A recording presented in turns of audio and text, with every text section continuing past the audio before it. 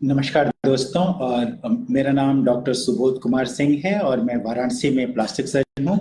समय समय पर आप लोगों से बात करता रहता हूँ और आज भी कोरोना के संबंध में जो अभी वर्तमान स्थिति है और हमें क्या करना चाहिए और कौन सी जरूरी बातें हैं, ये मैं आज आपसे करने के लिए यहाँ पर आपके सामने उपस्थित हूँ। मैं क्योंकि मैं यहाँ कमरे में अकेला हूँ, अपना मास्क मैं उतार दे रहा हूँ और आपको फिर मास्क के बारे में और भी ढेर सारी बातें बताऊंगा और मास्क को डिस्पोज कर दे रहा हूँ। तो अभी जो कोरोना की स्थिति है भारत में, वो बहुत अच्छी तो नहीं है। अभी लगभग 78,000 केसेस अब तक डायग्नोस हो चुके हैं, जिसमें से 50,000 एक्टिव केसेस हैं। अभी 50,000 मरीजों का इलाज चल रहा है और उसमें से करीब 2,500 से ज्यादा मरीजों की मृत्यु हो चुकी है। कल से लेके आज तक यानी पिछले 24 घंटों में 9,000 से ज्यादा केस डायग्नोस किए गए हैं और 29 लोगों की मृत्यु हो गई है। तो ये एक बहुत बड़ा नंबर है। आपको याद होगा जब शुरुआत हुई थी तो ये नंबर बहुत थोड़े थोड़े हुआ करते थे, रोज 100, 200, 400, धीरे धीरे 500, 1,000 करके ये नंबर बढ़ने लगे। अब पिछले एक दिन में, पिछले 24 घंटे में 9,000 का नंबर बढ़ा है और आज लॉकडाउन को पूरे 50 दिन हो गए हैं। 50 दिन में हमने बहुत कुछ सीखा, बहुत कुछ बर्दाश्त किया और बहुत सारी परेशानियों में हम रहे। पूरा देश, अलग अलग लोग अलग अलग तरह की परेशानियों में रहे हैं और आगे हमें क्या करना है, इस कोरोना के साथ कैसे जीना है, ये बातें मैं आज आपके साथ करना चाहता हूँ। और बहुत सारे सवाल मेरे पास पहले से आ गए हैं और जो भी सवाल और आते रहेंगे मैं उनका जवाब देता रहूंगा। तो कोरोना के बारे में एक चीज जो जानने की है वो ये कि कोरोना अब हमारे साथ रहेगा, हमेशा हमेशा रहेगा। जैसे बहुत सारी और बीमारियां रहीं वैसे ही कोरोना रहेगा, जैसे एड्स रहा वैसे कोरोना रहेगा। लेकिन हमने एड्स के साथ भी जीना सीख लिया, वैसे ही हमें कोरोना के साथ भी जीना सीखना पड़ेगा। एक स्थिति ऐसी थी जबकि हमें लग रहा था कि हम कोरोना को कुछ ही क्षेत्रों में रोक लेंगे, लेकिन ऐसा हो नहीं पाया। धीरे धीरे कोरोना जो है पूरे विश्व में सभी देशों में फैल गया, हमारे देश में भी सभी स्टेट्स में फैल गया, लगभग सभी जगह फैल गया है और रोज नए नए केसेस कोरोना के आ रहे हैं। लेकिन जो अच्छी बात हमारे देश में है वो ये कि गंभीर बीमारियां अभी कम हो रही हैं और मृत्यु का दर भी अभी कम है। अभी केवल 2,500 लोगों की डेथ हुई है, जो कि दूसरे देशों के तुलना में केवल है। लेकिन 2,500 अस्वाभाविक असामयिक मृत्यु एक बहुत बड़ा हादसा है देश के लिए और उन परिवारों के लिए जिनमें ये डेथ्स हुई हैं। तो हमें ये चीजें जाननी है कि अब हम कोरोना के साथ कैसे जिए, क्या हम बाहर निकलें, क्या हम अपना काम शुरू कर सकते हैं या नहीं कर सकते हैं। तो जो सबसे जरूरी बात है कोरोना से बचने के लिए और जो पहले और हमेशा से बताई जाती रही हैं वो केवल दो ही हैं। सोशल डिस्टेंसिंग, दूरी बना के रखिए, और दूसरा हाथ साफ करिए और मास्क पहनिए। ये दो चीजें बहुत ही जरूरी हैं, हाथ साफ करना, मास्क पहनना और सोशल डिस्टेंसिंग रखना। जो कोरोना है वो यूं ही हवा में उड़ के एक से दूसरे को नहीं फैल रहा, वो तब फैल रहा है जैसे मैं बोल रहा हूं तो मेरे मुंह से जो ड्रॉपलेट्स निकल रहे हैं, जो एरोसॉल निकल रहा है, जो जो मेरे लार की छोटी छोटी बूंदें जो हैं थूक के साथ, उसमें वायरस के कण, अगर मैं कोरोना से पीड़ित हूं तब वो निकल रहे हैं, तो वो थोड़ी दूर तक 1-1.5 मीटर तक फैल रहे हैं। जब मैं खांस या छींक रहा हूं तो बहुत तेज गति से वो बाहर जा रहे हैं। तो अगर मैं मास्क लगा लूं तो ये ड्रॉपलेट्स जो हैं बाहर नहीं जाएंगे। कोरोना एक बहुत ही छोटा वायरस है, 125 नैनोमीटर का या 0.125 माइक्रोमीटर का ये वायरस है। तो जब हम N95 मास्क पहनते हैं जो कि 2.5 माइक्रोन के कणों के लिए रोकता है, तो वास्तव में ये वायरस नहीं रोक रहा। ये वायरस जिन ड्रॉपलेट्स के साथ वायरस जा रहे हैं, जो कि बड़े बड़े ड्रॉपलेट्स हैं, उनको रोक रहा है। तो हम किस प्रकार के मास्क पहने? कई तरह के मास्क उपलब्ध हैं। बहुत सारे सर्जिकल मास्क होते हैं, जैसे ये मास्क है, इसमें जो ये सतह है, मुड़ी वाली सतह है, उसको नीचे की ओर रख के, ऐसे नहीं, उल्टा नहीं, ताकि इसमें वायरस यहाँ अटके नहीं, बल्कि इसको नीचे की तरफ रखें ताकि वायरस के कण जो है इधर नीचे गिरते जाए। और हम इसको ऐसे कान पे लगा सकते हैं, यूं लगा सकते हैं। और जब हम लगाएं तो ये ध्यान रखें कि ये मास्क हमारी नाक के ऊपर रहे। ऐसा नहीं है कि हम ऐसे लगा के रहें क्योंकि नाक से हवा निकलती रहे, हमको हमेशा नाक के ऊपर लगाना है। और जो इस पे नाक पे क्लिप होती है, उसको हमको क्लिप को ऐसे दबा लेना है। और फिर हमको मास्क का ये सिरा कभी भी छूना नहीं है, क्योंकि बहुत सारे वायरस जो निकल रहे हैं या बाहर से आ रहे हैं वो इसके सरफेस पे ही हैं, तो हम हाथ से कभी इसको छुएंगे नहीं। हमने एक बार मास्क लगा लिया तो लगा लिया, फिर बार बार हम इसको हटा के यूं नहीं कर रहे हैं या ऐसे ऊपर नहीं कर रहे हैं। ऐसा नहीं कि कुछ खाना पीना है तो मास्क नीचे कर लिया, खा पी लिए, फिर उसको ऐसे ऊपर कर लिया। और जब हम मास्क को निकालेंगे तो यूं निकाला और एक कागज में लपेट के इसको प्रॉपर डस्टबिन में डाल देंगे, इधर उधर नहीं फेंकेंगे। और ये मैं जनरल पब्लिक के लिए बता रहा हूँ, अस्पतालों में नहीं बता रहा हूँ। लेकिन आपको इस सर्जिकल मास्क की भी जरूरत नहीं है। एक साधारण आदमी को एक साधारण कपड़े वाले मास्क की जरूरत है, जो कि वो घर में बना सकता है। वो 1 या 2 लेयर के बना सकते हैं, अंदर पतले कपड़े का एक मुलायम लेयर लगा सकते हैं, उसको आप ऐसे रख के पीछे बांध सकते हैं।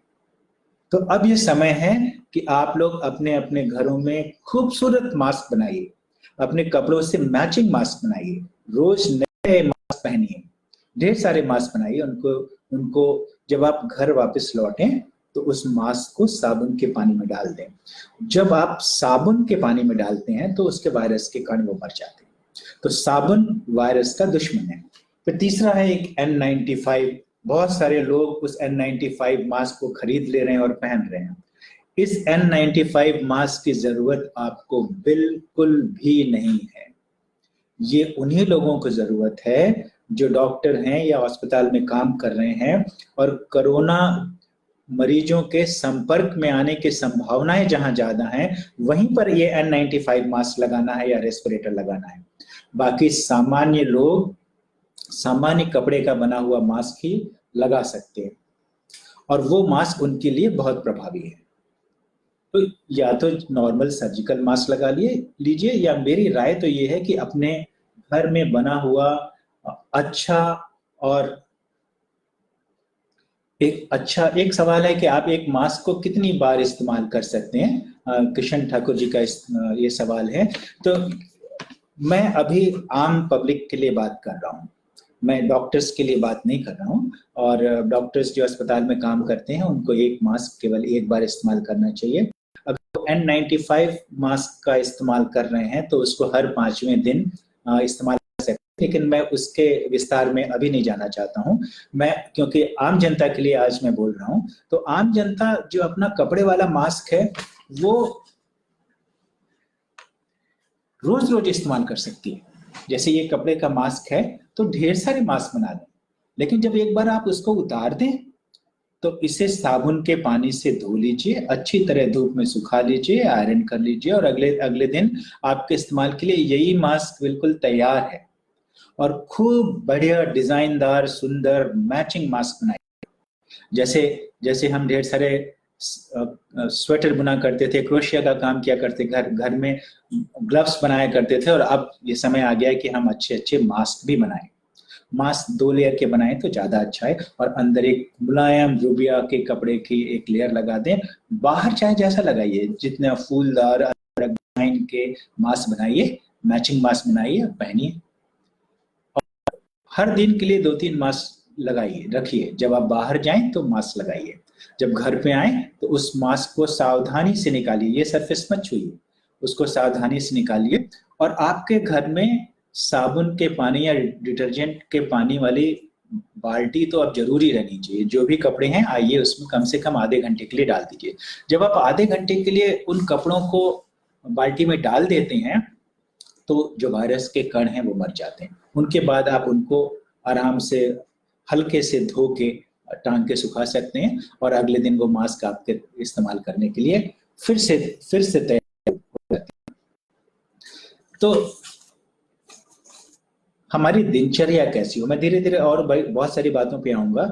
तो पहले तो ये कि हम अपना दिन अब रोज प्लान करें, हमको कितनी बार घर से बाहर निकलना है इसको प्लान करें। कोशिश करें कि घर से कम बार बाहर निकलना पड़े, एक ही बार में सारा काम करके आ जाइए और सारे लोग बाहर ना जाएं। कल मैं खुद थोड़ी देर बाहर निकला था और मैं गंगा घाट पे भी गया था, और यहाँ पे जो सुंदरपुर पे सब्जी मंडी है, मैं वहां से भी गुजरा। तो मैंने देखा वहां बहुत ढेर सारी भीड़ थी, गंगा घाट पे भी लोग लोग गुटों में टहल रहे थे और किसी ने भी मास्क लगाया नहीं हुआ था। तो देखिए, मास्क लगाना आपका सामाजिक दायित्व है, क्योंकि मास्क लगाने से आप केवल स्वयं नहीं बच रहे हैं बल्कि दूसरों को भी बचा रहे हैं। अगर आपको कोविड है तो आपके मुंह से जो कोरोना वायरस के कण निकल रहे हैं वो बाहर फैल रहे हैं। तो ऐसा नहीं कीजिए, मास्क लगाइए और सबको बोलिए कि वो मास्क लगाएं। और जो मास्क नहीं लगाया है उस आसपास भी मत जाइए, उससे कोई सामान मत खरीदिए। आज मैंने कई सब्जी के ठेले देखे जिस पे लोग आराम से बैठे हुए थे और उस पर बिना मास्क लगाए बैठे थे, अपना नाक मुंह छू रहे थे और भी सब्जियां भी बेच रहे थे। तो ऐसे किसी सब्जी वाले से सब्जी ना लीजिए, उन्हें समझाइए। उन्हें इस बात की समझ नहीं है कि कि उससे क्या हो सकता है। अगर उन्हें कोविड है या कोरोना का रोग उनको हो गया है, तो आप ये जान के रखिए कि बहुत सारे ऐसे लोग हैं जिनको कोरोना होने पर भी कोई लक्षण नहीं होंगे और वो बिना लक्षण के कोरोना फैलाते हुए पूरे समाज में घूम सकते हैं। और जब वो बात कर रहे हैं, छींक रहे हैं, खांस रहे हैं, तो कोरोना के कण बाहर निकल रहे हैं, उनकी सब्जियों पे गिर रहे हैं, जहां वो हाथ रख रहे हैं वहां जा रहे हैं, और इससे दूसरों लोगों को कोरोना फैल रहा है। तो अब हमको ये आदत में शुमार कर लेना है कि हम कभी भी बिना मास्क के बाहर नहीं जाएंगे। बाहर जाते समय हमें मास्क लगाना है, और जिसको भी देखेंगे बिना मास्क के वो जा रहा है तो उससे हम कहेंगे कि भाई मास्क लगा लो। बिना बिना मास्क लगाए हम आपके संपर्क में भी नहीं आएंगे। और कभी भी कहीं भी खांसे, छींके और थूके नहीं, सड़क पर, दीवारों पर कतई ना थूके। ऐसा करके आप हजारों लोगों को बीमार बना सकते हैं। तो ये गलती कभी नहीं करिए। तो ये हमें एक नया तरीका सीखना है। हम मास्क पहने, थूके नहीं, खांसे छींके नहीं दूसरों के सामने, और हाथ धोएं। हाथ धोने से सबसे ज्यादा कोरोना का वायरस मरता है। अगर आप ये सोचें कि हम ग्लव्स पहन के सुरक्षित हो जा रहे हैं, तो ये बिल्कुल ऐसा नहीं है। हमेशा ग्लव्स पहनने की आपको बिल्कुल भी जरूरत नहीं है। ग्लव्स पहन के आप सुरक्षित नहीं हो रहे हैं। और ग्लव्स पहन के अगर आप अपना नाक मुंह छू रहे हैं तो वो वायरस के कण अपने आप नाक मुंह के पास आप ले जा रहे हैं। तो ग्लव्स जरूरी नहीं है, हाथ धोना जरूरी है। और हाथ धोने के लिए साबुन लेके अच्छी तरह से ऐसे धोएं, फिर इसको पलट के ऐसे धोएं, फिर उंगलियों के बीच में यूं डालें, फिर ऐसे उंगलियों के बीच में डालें, फिर हाथ पलट के ऐसे उंगलियों के बीच में डालें, फिर दूसरा हाथ पलट के ऐसे उंगलियों के बीच में डालें, फिर यहाँ रह जाता है तो इसको ऐसे धोएं, फिर दूसरे हाथ के अंगूठे को ऐसे धोएं। इस तरह से करीब 20-25 सेकंड लगेंगे आपको हाथ धोने में। हाथ धो के ही फिर आप कुछ भी काम करिए। घर में जाएं तो अपने जूते बाहर उतार दें। अगर ब्लीचिंग का पानी बना हुआ है तो जूते उस पर रख कर निकलें, ताकि उसकी सतह पर जो भी कण है वो विसंक्रमित हो जाएं। जूते बाहर ही खोल दें। कम से कम कपड़े पहने और सादे से सादे कपड़े पहने। पर्स, बेल्ट, ये सब का इस्तेमाल करना बंद कर दीजिए। घर की चीजें घर और बाहर की चीजें बाहर। बाहर से आइए, अपने कपड़े उतारिए और उसको साबुन के पानी में डाल दीजिए, और फिर घर के कपड़े पहन के आप वो कर सकते हैं। लेकिन बहुत पैरानॉइड होने की जरूरत नहीं है। ऐसा नहीं कि घर आए और सीधे आपको बाथरूम में चले जाना है। डॉक्टर्स के लिए या हेल्थ वर्कर्स के लिए ऐसा करना जरूरी हो सकता है, लेकिन बाहर से कोरोना लाने के चांसेस आपके उतने ही हैं जैसे कि बाहर जाने पर आपके ऊपर बिजली गिर जाने के। लेकिन चांसेस हैं, इसलिए सावधानी बरतना जरूरी है। घर में आने के बाद अपने कपड़े उतारें, अपना हाथ मुंह धोएं, हो सके तो नहा लें, अपने कपड़े को साबुन के पानी में डाल दें, और फिर उसके बाद घर के सारे कामों में आप लगें।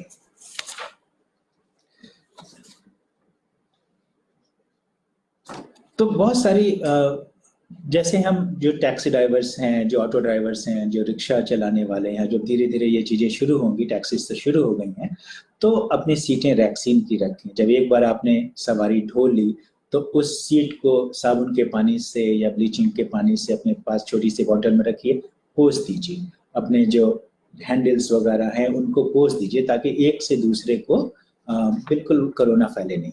और अगर कोई भी सवारी बिना मास्क के है तो आप उसको साफ साफ बैठाने से इनकार कर दीजिए। और अच्छा हो कि आप कोई सैनिटाइजर लेके रखें और सवारी को अपनी गाड़ी में बैठाने से पहले उसके हाथ को सैनिटाइज करा दें, भले ही उसके लिए किराया आप थोड़ा सा ज्यादा लें। अब बहुत सारे सवाल और आए हैं कि जो कोरोना है भारत में वो कितने टाइप का है। तो पहले तो ये जान लीजिए कि कोरोना वायरस कोई नया वायरस नहीं है, लेकिन कोविड-19 जो ये वाला वायरस है वो नया है, जो कि दिसंबर 19 में आया है। कोरोना टाइप के वायरस तो 1930 से हैं और 1960 से ह्यूमन कोरोना वायरसेस नोन है। और अभी आजकल 6 ऐसे कोरोना वायरसेस हैं जो कि समाज में हैं। जो हमें सर्दी खांसी होती है वो 4 अलग अलग तरह के कोरोना वायरस करते हैं। सार्स और मर्स, ये जो बीमारियां हैं जो थोड़ी ज्यादा घातक हैं, ये भी कोरोना वायरस से होती हैं। और अभी जो कोरोना वायरस से हो रही है वो कोविड-19 जो है वो सार्स कोविड-2 ये वायरस है। तो इसके करीब 11 सब टाइप्स हैं, या उसमें 11 तरह के परिवर्तन हो चुके हैं।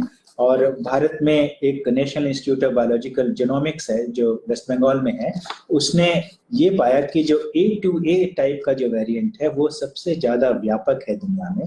करीब करीब 47.5% जो इन्फेक्शन दुनिया में हो रहे हैं वो इसी वेरिएंट के द्वारा हो रहे हैं।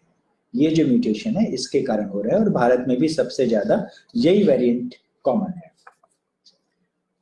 तो कोरोना वायरस जो अभी हो रहा है, जिससे कोविड डिजीज हो रही है, वो नया एक वायरस है, एक नोवेल वायरस है जो कि दिसंबर 2019 में जिसको पाया गया, और उसके कई सब टाइप हैं। और जो A2A सब टाइप है वो सबसे ज्यादा कॉमन है, लेकिन दूसरे सब टाइप्स के कारण भी बीमारियां हो रही हैं। एक सवाल है कि सबसे ज्यादा डेथ्स कहाँ हुई, तो महाराष्ट्र में भारत में सबसे ज्यादा डेथ हुई, और अभी भी वो एक ऐसा राज्य है जहाँ पे कि सबसे ज्यादा मरीज हैं। उसके बाद गुजरात, मध्य प्रदेश, वेस्ट बंगाल, राजस्थान, उत्तर प्रदेश, इन सब के नंबर आते हैं।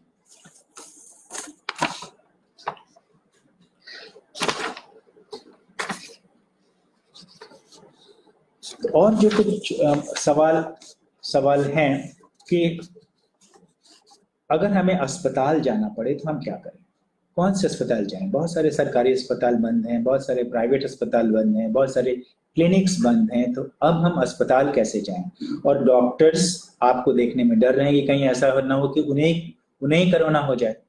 तो अभी बहुत सारे अस्पतालों को खोलने की इजाजत दी गई है। बहुत सारे अस्पतालों में ये ट्रेनिंग दी गई है कि कैसे इन्फेक्शन को कंट्रोल किया जाए, कैसे इन्फेक्शन को प्रिवेंट किया जाए। तो बहुत सारे अस्पताल को ट्रेनिंग दी जा चुकी है, और 200 से ज्यादा ऐसे अस्पताल बनारस में अब हैं जो कि खोले जा सकते हैं। बहुत सारे छोटे छोटे क्लिनिक्स भी खुल रहे हैं।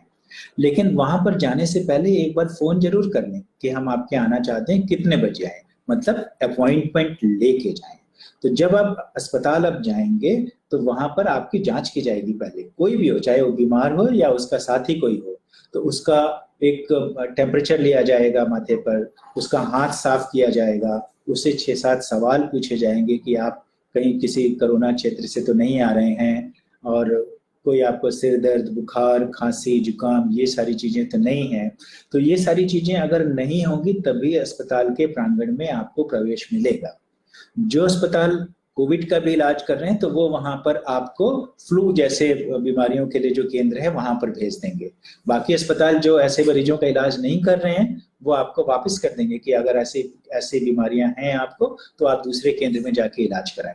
तो एक साथ भीड़ नहीं लगाएं अस्पताल में, या तो अकेले जाएं या कोई एक व्यक्ति केवल साथ लेके जाएं, बिल्कुल भी भीड़ ना लगाएं। और डॉक्टर आपको समय का अंतराल करके ही देखेंगे, इसलिए बड़े धीरज के साथ आप जाएं, पहले से समय लेके जाएं। और ये भी ना सोचें कि डॉक्टर आपको अब बहुत पास से देखेगा। पास से डॉक्टर आपको तभी देखेंगे जबकि ऐसी जरूरत बहुत ज्यादा होगी, जब आपको छू के देखने की, या आपको चेहरे पे स्टेथोस्कोप लगा के आपके चेस्ट पे स्टेथोस्कोप लगा के देखने की जरूरत होगी, तभी देखेंगे। अन्यथा वो आपसे एक दूरी बनाए रखेंगे। हो सकता है कि वो पर्सनल प्रोटेक्शन इक्विपमेंट्स का इस्तेमाल करें, जो कि जिनके जो अलग अलग तरीके के होते हैं, जिनकी जरूरत अलग अलग जगह अलग अलग होती है। लेकिन आमतौर पे मास्क तो लगाएंगे ही, हो सकता है फेस शील्ड पहने, ग्लव्स पहने, तभी वो आपको देखेंगे। और बहुत धीरज से और जैसा वो कहें वैसा ही कीजिए। और अब जो है बहुत सारे डॉक्टर्स टेलीमेडिसिन के द्वारा आपको देख रहे हैं, तो उनके यहाँ पता कीजिए कि क्या टेलीमेडिसिन द्वारा देखने की सुविधा है। अगर है तो आप उनको टेलीमेडिसिन के द्वारा दिखाइए। आप पहले से टेलीमेडिसिन में अपॉइंटमेंट बुक कर सकते हैं, दिए गए समय पर वो आपको कांटेक्ट करेंगे, तो आप उनसे बातचीत करिए। उनकी जो भी फीस है पहले से पता करके उनके अकाउंट में जमा कर दीजिए। अगर उन्हें लगेगा कि नहीं टेलीमेडिसिन से पूरी राय नहीं दी जा सकती है, तो वो आपको अपने यहाँ बुलाएंगे कि नहीं हमें आपको देखना पड़ेगा, पास आइए आप। तो आप चले जाइए, वहां जाके दिखा लीजिए। और अगर उन्हें लगेगा कि नहीं बिना पास बुलाए ही आपका इलाज किया जा सकता है, तो आपका इलाज हो जाएगा। टेलीमेडिसिन की एक सीमा है, ये बिल्कुल पास में बुला के डॉक्टर द्वारा देखने के बराबर नहीं है, लेकिन एक बहुत बड़ी सुविधा है। तो इसमें आधे मरीज ऐसे हो सकते हैं जिनको कि अस्पताल जाने की जरूरत ना पड़े। तो ये एक नया तरीका है हमारे जीवन में, अब डॉक्टर को दिखाने का या अस्पताल में जाके दिखाने का एक नया तरीका अब ये आ गया है इस दुनिया में। और अब ये बहुत इसका प्रसार होगा, प्रचार प्रसार इसका बहुत होगा, और लोग इसको उपयोग में लाएंगे। आप भी उपयोग में लाइए, क्योंकि ये बहुत सुविधाजनक है, बहुत सस्ता है, सुविधाजनक है। इसमें आपका समय भी बहुत बचता है। आप घर बैठे या अपने ऑफिस में बैठे ही किसी डॉक्टर को दिखा सकते हैं, चाहे वो कितनी ही दूर क्यों ना हो। तो आपकी बहुत बचत है। अब आप डॉक्टर का अपॉइंटमेंट लीजिए, उसकी फीस दीजिए और उसको दिखा लीजिए। लेकिन अगर अगर कोई इमरजेंसी आपको आती है, तो आप जरूर अस्पताल जाइए और वहां दिखाइए, और अस्पतालों में सुविधा है। तो अब ऐसे में सोचना है कि हमारे सामाजिक दायित्व क्या है। तो हमारे सामाजिक दायित्व ये हैं कि हम कोरोना को बिल्कुल भी बढ़ने ना दें, और सब लोग हम लोग मिलके करेंगे तभी ऐसा होगा। कोई भी कड़ी टूट जाएगी तो हम हार जाएंगे। तो हमें एक तो सोशल डिस्टेंसिंग करना है, दूसरा हमेशा मास्क पहनना है, हाथ धोते रहना है, दूसरों को सजग करना है और दूसरों की मदद करते रहना है। हमें दूसरों को समझाना बहुत जरूरी है, दूसरों की मदद करना हमें बहुत जरूरी है। एक सवाल हमारे पास आया कि इसके लॉन्ग टर्म इफेक्ट क्या है। मान लीजिए किसी को कोरोना हो गया और वो उससे ठीक हो गया, तो क्या उसके आगे भी कुछ दुष्प्रभाव हो सकते हैं। तो जो दुनिया भर में अभी जो थोड़ी बहुत रिसर्च हुई है, तो उसमें ये पाया गया है कि बहुत सारे लोग सांस फूलने की बीमारी से पीड़ित रहते हैं। उनको शरीर में दर्द होता रहता है, उनके फेफड़े, उनके हृदय, उनके लिवर ये बहुत अच्छे से काम नहीं करते। आई बॉल्स में भी, आंखों में भी डैमेज हो सकता है, उनके पैरों की उंगलियों में भी परेशानियां हो सकती हैं। और उनका जो रोग प्रतिरोधक क्षमता है, जो उनकी इम्यून सिस्टम है, वो हाइपर एक्टिव हो सकता है, तो उससे भी नुकसान हो सकते हैं। बहुत सारे सवाल ये पूछे जा रहे हैं कि क्या हम अपनी रोग प्रतिरोधक क्षमता को बढ़ा सकते हैं, अपनी इम्यूनिटी को बढ़ा सकते हैं। तो ऐसा करने के लिए हम क्या खाएं और क्या करें कि हमारे इम्यूनिटी बढ़ जाए और हम कोरोना से बच जाए। तो ये समझ लीजिए कि कोरोना से इम्यूनिटी किसी भी रोग से बचाने में हमारी मदद करती है। लेकिन ऐसा नहीं है कि आपकी इम्यूनिटी इतनी बढ़ जाए कि आप जो है कोरोना से बच ही जाएं। और इम्यूनिटी किसी एक दिन में या एक महीने में या एक साल में नहीं बढ़ाई जा सकती। उसके लिए आपको अच्छा लाइफ स्टाइल रखना पड़ेगा। आपको स्वस्थ और संतुलित आहार या बैलेंस्ड फूड लेना पड़ेगा, जिसमें ढेर सारा प्रोटीन, विटामिन, हरी सब्जियां, फल, थोड़ा सा दूध या दही, इस तरह की सारी चीजें हों। आप मीट खाते हैं तो मीट या अंडा, ये सारी चीजें मिली हुई हों, इनसे प्रतिरोधक क्षमता आपकी बढ़ती है। कोई ऐसी दवा या जड़ी बूटी नहीं है जो कि कुछ ही दिन में आपकी रोग प्रतिरोधक क्षमता को बढ़ा देगी। बहुत सारी चीजें आयुर्वेद में बताई गई हैं, आप उनका उपयोग कर सकते हैं, लेकिन ये सोच के नहीं करें कि आप इससे बच ही जाएंगे और आप जो है जो सावधानियां आपको बरतना आप छोड़ दें, ऐसा ऐसा आप कतई ना करें। और हल्की फुल्की कसरत तो आप जरूर करिए। जो लोग जवान हैं वो ज्यादा कसरत भी कर सकते हैं, मेहनत वाली कसरत भी कर सकते हैं। जो लोग उम्र दराज हैं वो भी टहलते रहें, घूमते रहें, अपने घर में भी अपने आप को क्रियाशील रखें, एक्टिव रखें। तो इससे जब आप एक्टिव रहेंगे, अच्छा आहार लेंगे, अच्छा आराम करेंगे, चिंता से मुक्त रहेंगे, तो आपकी इम्यूनिटी बढ़ेगी और रोगों से आपको बचाएगी।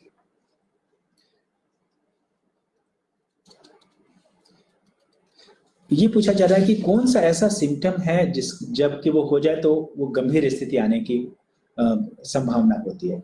तो जो इसके सिम्टम्स हैं उसमें बहुत सारे सिम्टम्स हैं, जैसे हल्का सा सिर दर्द, सूखी खांसी, बुखार, बदन दर्द होना, पेट में दर्द होना और कभी कभी डायरिया होना, ये सारे सिम्टम्स हैं कोरोना के। लेकिन अगर सांस फूलना शुरू हो जाए, सांस फूलना मतलब आप एक पूरा वाक्य एक सांस में ना बोल पाए, या आपको लगे कि आप जल्दी जल्दी सांस ले रहे हैं, 1 मिनट में एक बड़ा आदमी जो है 20 बार 22-25 बार से ज्यादा बार सांस ले रहा है, तो ये एक ऐसा समय है जबकि आपको अस्पताल चले जाना चाहिए। ये एक गंभीर लक्षण है और इसका उपचार अस्पताल में ही होना चाहिए। तो ये गंभीर लक्षण है।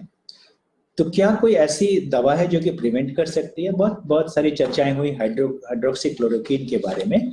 तो हाइड्रोक्सीक्लोरोक्वीन प्रिवेंशन के लिए बिल्कुल नहीं खानी चाहिए। उसका कुछ उपयोग बताया गया था, अभी भी कहीं कहीं इस्तेमाल हो रही है हेल्थ वर्कर्स के लिए। बिल्कुल डॉक्टरों के निगरानी में उसका उपयोग किया जा सकता है, लेकिन आम आदमी को हाइड्रोक्सीक्लोरोक्वीन लेने की कतई जरूरत नहीं है और ये ऐसा करना खतरनाक हो सकता है। ना मॉडर्न मेडिसिन में, ना इंडियन मेडिसिन में, आयुर्वेद, यूनानी या होम्योपैथी में कोई ऐसी दवा नहीं है जो कि आपको कोरोना से बचा लेगी। कोरोना से बचाने के लिए केवल वही 2-3 चीजें हैं जो मैं बार बार बता रहा हूँ: सोशल डिस्टेंसिंग, मास्क और हाथ धोना। कौन से ऐसे एरियाज हैं जो कि हम वल्नरेबल, जिनको हम मान सकते हैं?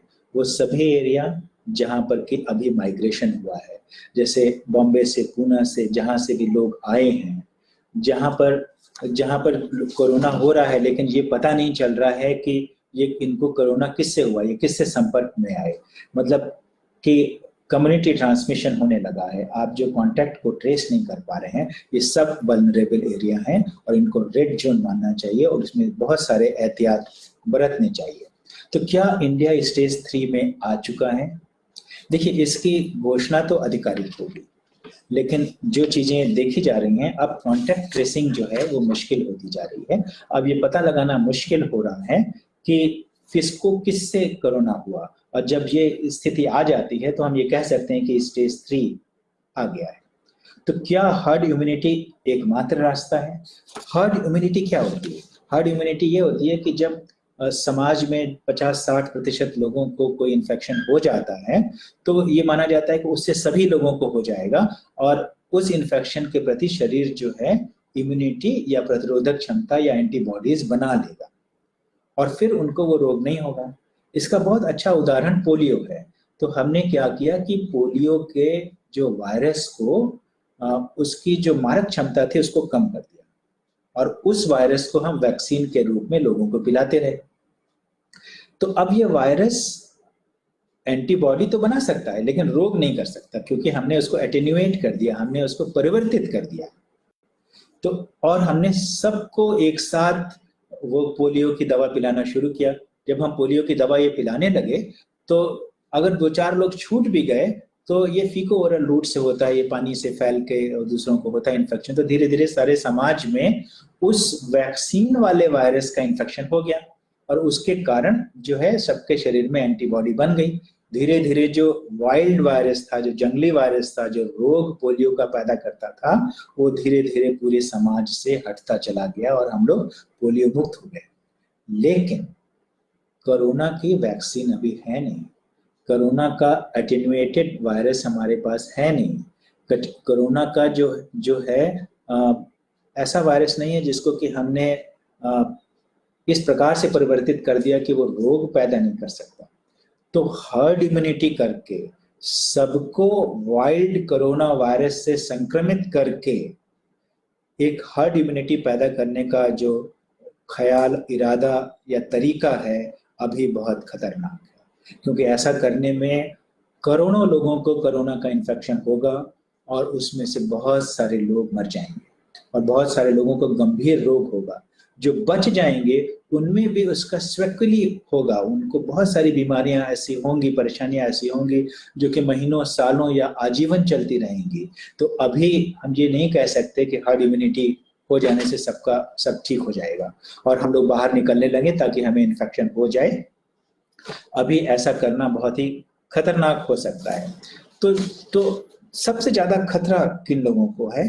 तो खतरा निश्चित रूप से उन लोगों को है जो उम्रदराज हैं, 60 साल के ऊपर हैं, जिनको और बीमारियां हैं जैसे डायबिटीज है और हृदय के रोग हैं, श्वास के रोग हैं।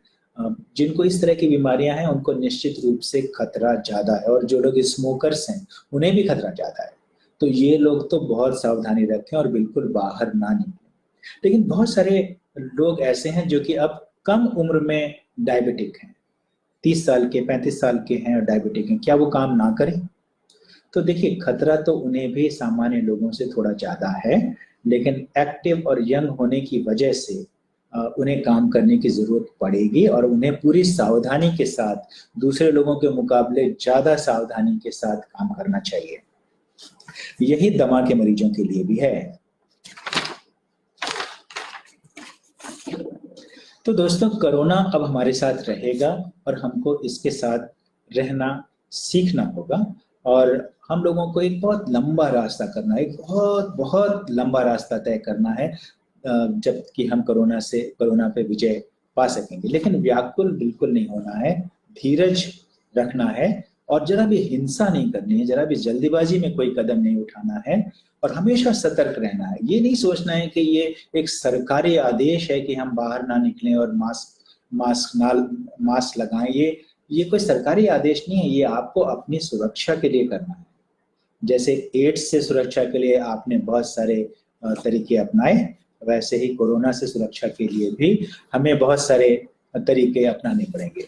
जो सरकार है वो बहुत सारे प्रयास कर रही है, बहुत सारे इकोनॉमिक पैकेजेस आने शुरू हो गए हैं ताकि हमारी जो अर्थव्यवस्था है फिर से पटरी पे आ जाए, जो हमारे उद्योग थे फिर से शुरू हो जाएं, हमारे काम धंधे फिर से शुरू हो जाएं। लेकिन सरकार की मजबूती जनता से ही है। अगर हम मजबूत होंगे तभी ये देश मजबूत होगा। तो हमें जो सबसे पहला काम ये करना है कि हमें अपनी सोच सकारात्मक रखनी है, हमें बिल्कुल नहीं डरना है। ये कोरोना हमें रोक नहीं पाएगा, ये कोरोना हमें डरा नहीं पाएगा, ये कोरोना हमें मार नहीं पाएगा। हमें पूरी हिम्मत रखनी है, और लेकिन हमें नए नए तरीके सोचने हैं कि इस स्थिति में हम क्या करें, कैसे अपने आप को फिर से उठाएं, कैसे अपने धंधों को फिर से उठाएं, क्या नए तरीके उसमें लाएं, क्या सावधानियां बरतें। ये ना सोचें कि हम पहले की तरह कर पाएंगे। अब हमें इन नई परिस्थितियों में नए तरीके सोचने पड़ेंगे, और हम ऐसा पूरी ऊर्जा के साथ दूसरों से बातचीत करके नए नए तरीके अपना के और पूरे उत्साह के साथ ऐसा करें। जब कोई आप नया काम शुरू करते हैं तो आप में बहुत उत्साह होता है। तो अब वही ऐसा ही सोचें कि हम नया काम शुरू करने चाह रहे हैं, तो जैसे अपना नया काम आपने पिछली बार शुरू किया था वैसे ही अपना नया काम अब शुरू करें। तो जब उत्साह उसमें जुड़ जाएगा, आपकी ऊर्जा उसमें जुड़ जाएगी, तो आप अब नए सिरे से भी शुरुआत करेंगे तो बहुत तेजी से आगे बढ़ जाएंगे। तो आप पूरी ऊर्जा के साथ और जो भी सरकारी सुविधाएं मिल रही हैं उनका उपयोग करते हुए, उनकी जानकारी प्राप्त करते हुए और आप आगे बढ़ें। और हमें हमें ये देखना है कि जो प्रयास हैं वो हो सकता है कि हमें नई दिशाएं दें, हमारी सोच को वो बदल दें। तो हम एक बार चलेंगे जरूर फिर से और अपनी पूरी गति से चलेंगे, लेकिन हमारे तरीके अलग होंगे, हमारे रास्ते अलग होंगे, लेकिन हम सफल जरूर होंगे, हम कामयाब जरूर होंगे। आपके जो भी और सवाल हैं आप मेरे फेसबुक पर डाल सकते हैं और मैं आपके सभी सवालों का जवाब देने का पूरी कोशिश करूंगा। लेकिन मुझे ये कहना है कि एहतियात बरतें, चेहरे पर मास्क लगाएं, हाथ साबुन से धोते रहें, अपने कपड़े साबुन के पानी में डालें, अपने जूते चप्पलें बाहर निकालें, दूसरों को मास्क लगाने के लिए प्रेरित करें, जो फिजिकल डिस्टेंस है उसको बनाए रखें, 1.5 से 2 मीटर दूर रहें। किसी ने भी मास्क ना लगाया हो तो उसकी दुकान से कुछ ना खरीदें, उसको किसी भी कर्मचारी ने अगर मास्क ना लगाया हो तो उसकी दुकान से कुछ ना खरीदें। मास्क को हमेशा नाक के ऊपर रखें, केवल मुंह पे ना लगाएं, नाक के ऊपर रखें, और बार बार मास्क को नीचे ऊपर ना करें।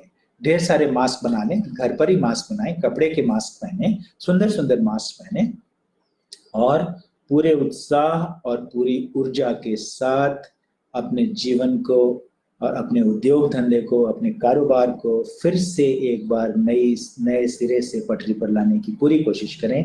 एक दूसरे की मदद करें, एक दूसरे की मदद करें, धीरज ना खोएं, हिंसा ना करें, और जो भी सरकारी प्रयास हो रहे हैं उसको ये मानते हुए कि ये हमारे लिए हो रहे हैं और ये हमारे प्रयास हैं, उन सबको अपनाएं, उन सबका साथ दें। आप सब सदैव स्वस्थ रहें और कोरोना मुक्त रहें। अपने घर में बुजुर्गों का, बच्चों का ख्याल रखें, और और फिर से एक बार अपने जीवन में नया उत्साह और नई ऊर्जा भरते हुए सफल हों, ऐसी कामना करता हूँ। नमस्कार।